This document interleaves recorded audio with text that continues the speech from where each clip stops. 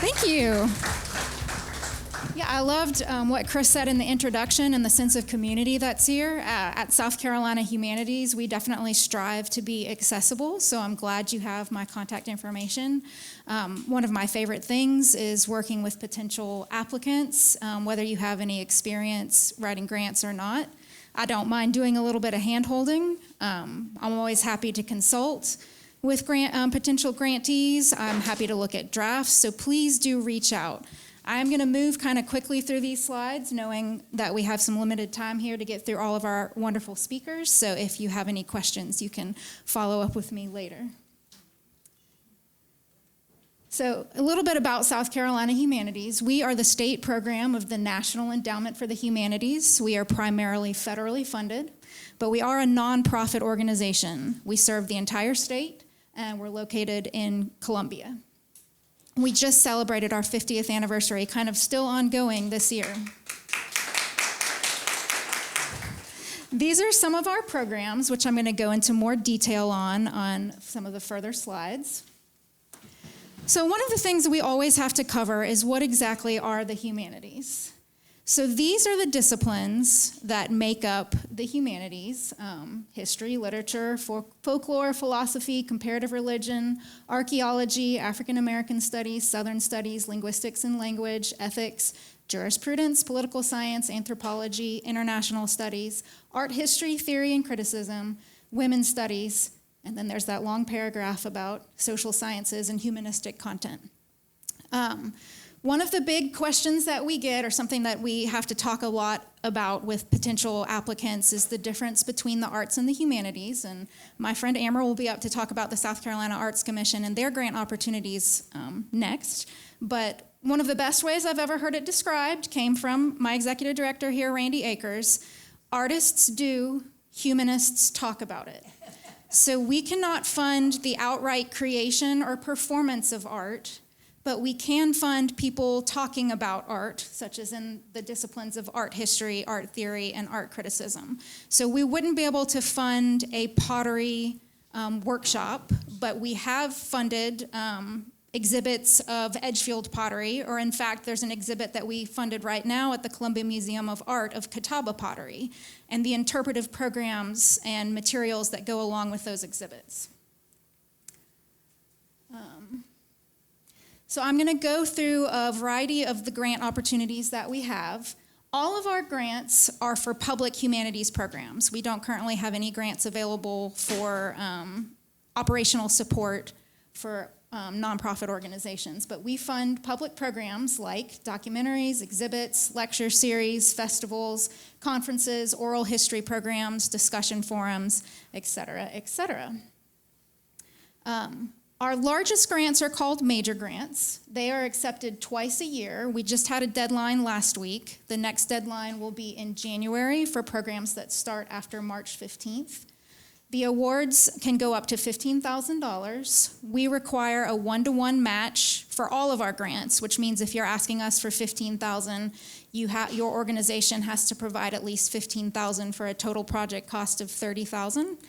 The match can be in kind, which is donated time, goods, and services. So your volunteer work, a space like this being donated, all of that could count towards your cost share.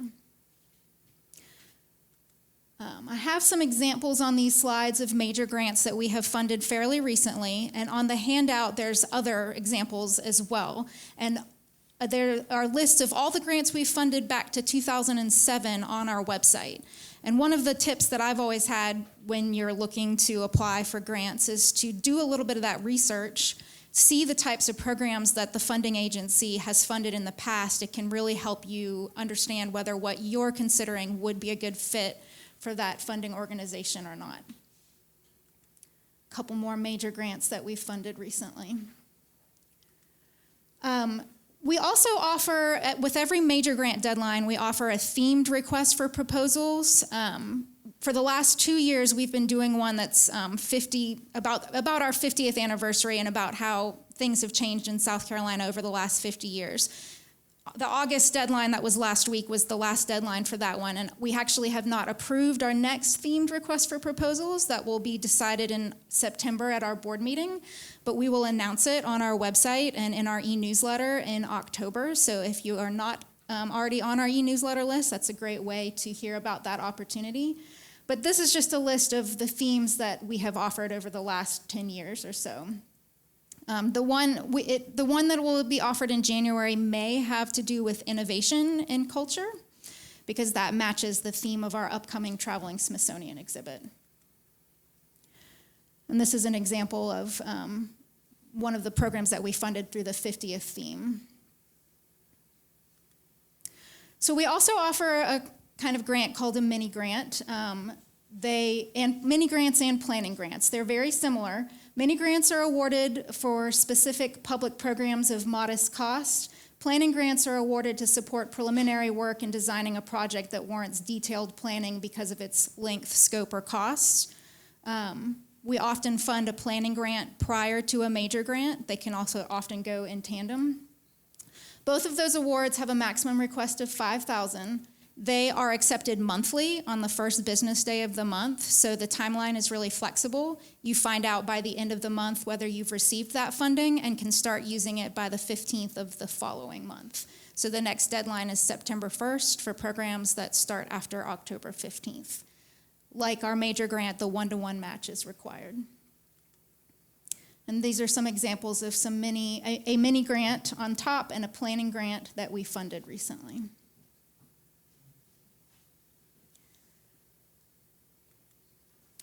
Our newest category of grant is called our Fast Track Literary Grant. We receive support from the South Carolina Arts Commission for that program. So there's partnerships at this table as well as within this room.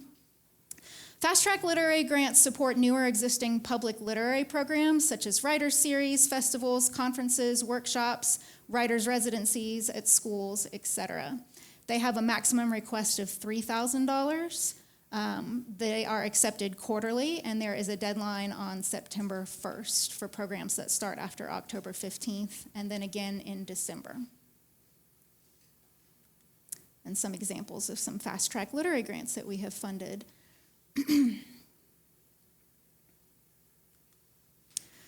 I just want to plug that we were able to distribute a lot of money in South Carolina through the CARES Act and the American Rescue Plan Act, which we were very proud of. It allowed us to reach a lot of organizations across the state that we hadn't necessarily worked with before and helped us build some new relationships. One of our longest running programs is our Speakers Bureau program. We have a roster of about 40 speakers who speak on a variety of topics, over 150 diverse topics. And it's a simple one-page application form that's accepted on a rolling basis, ideally at least 4 weeks in advance of when you want to host the speaker. So I would definitely encourage you to take a look at that roster. We have several programs on the American Revolution, and we hope to add more over the next couple of years. Let's Talk About It is another one of our long-running programs that's most often used in conjunction with libraries, but it doesn't have to be a public library system. But we partner with the South Carolina State Library on that program.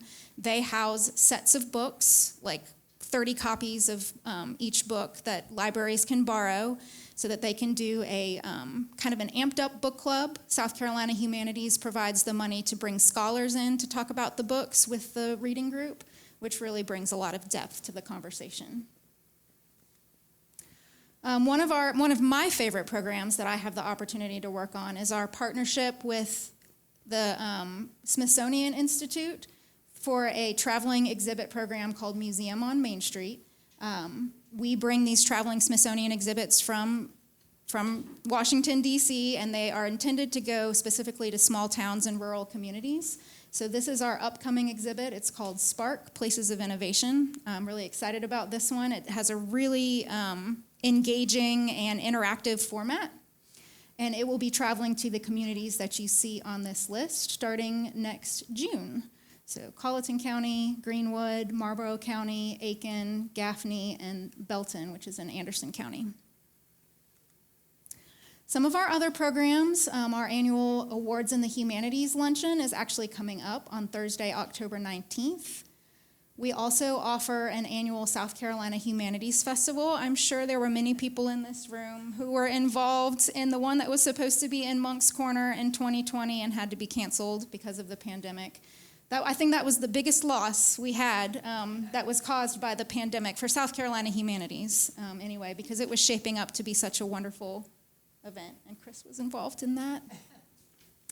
We have 2 traveling exhibits that we've helped support ourselves that aren't through the Smithsonian. They're in partnership with the South Carolina State Museum and their traveling exhibit program. South Carolina, The Food We Celebrate, and Resilience and Revolution, Native Peoples in 18th Century South Carolina. And more information about both of those are available on our website. And then finally, I thought I would the National Endowment for the Humanities is our parent organization. They offer a lot of different grant opportunities, but I thought I would plug this one in particular because it's especially geared for smaller institutions. It's a preservation assistance grant of up to $10,000, and the application should become available in October with a deadline in January. They often will offer a grant training about this opportunity. I haven't seen a date come up for that yet. It would probably be sometime after the application becomes available, so sometime in October or November. So that was really quick, and I think Randy has a few tips that he would like to share from his 30 years, 35 plus, 37, I'm not sure, years of experience.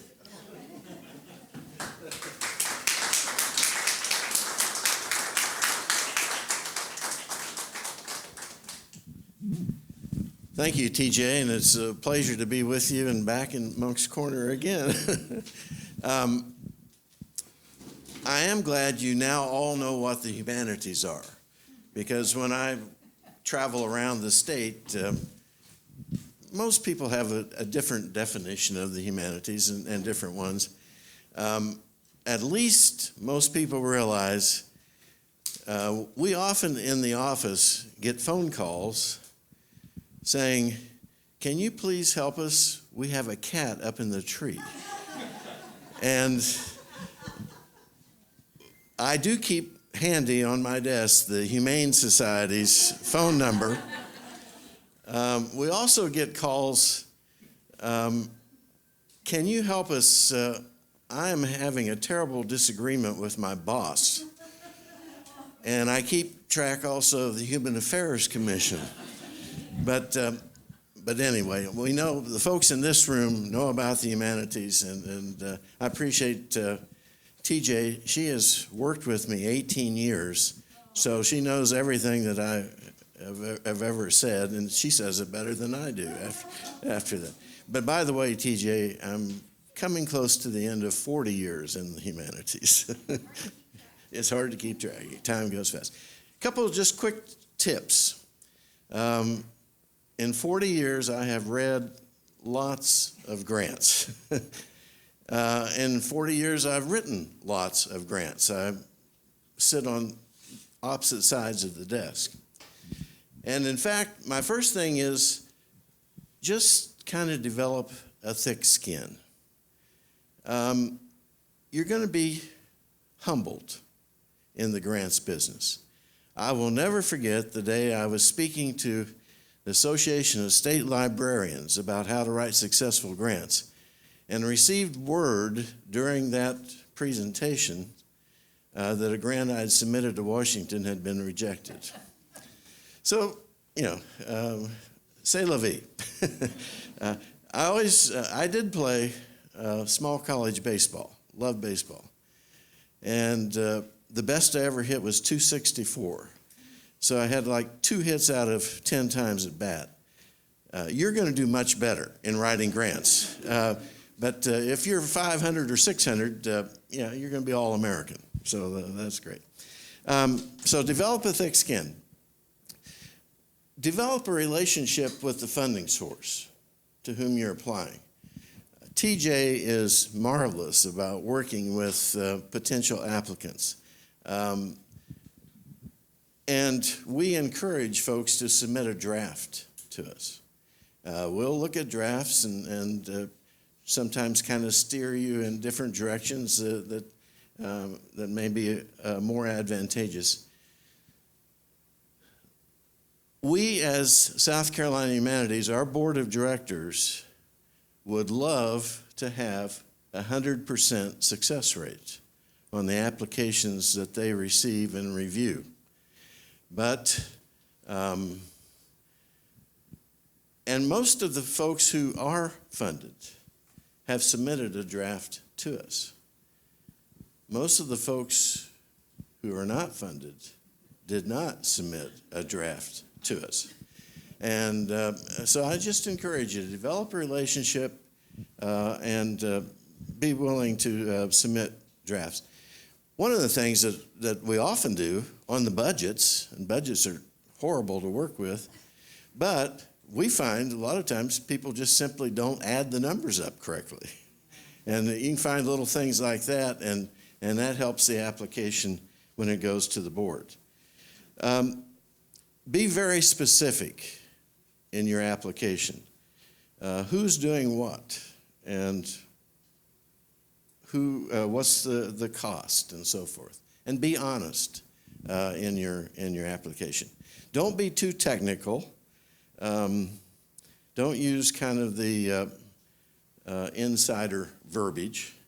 In fact, I often encourage folks to, if you got a friend, hopefully you have a friend who's not part of your organization. Read the grant and see if they understand it. Remember that the folks who are going to be reviewing your proposals are very busy professional people from around the state. They've had experience in reading proposals. They know the communities in which they live, the organizations and so forth. And for example, I always encourage, try and write a good 1 or 2 paragraph abstract. Because I've worked all day, my wife and I are fighting, and I've got to read a proposal for the Humanities Council.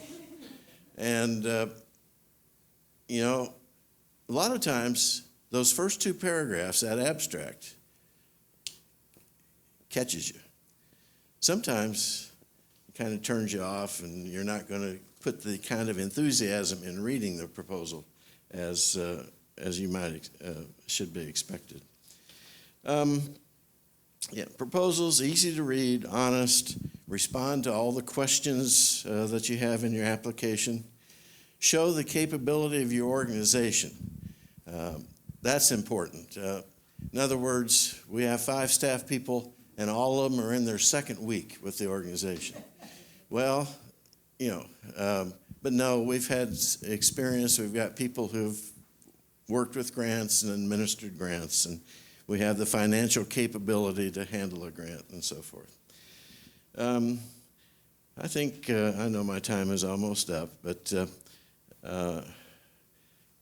I know that we have a couple of grants coming in for the September review on the American Revolution.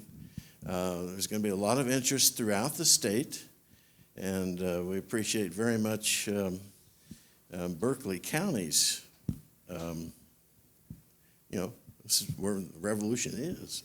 It really is. So we appreciate all of you being here today, and be happy to talk to you later, but I encourage you to apply to the Humanities.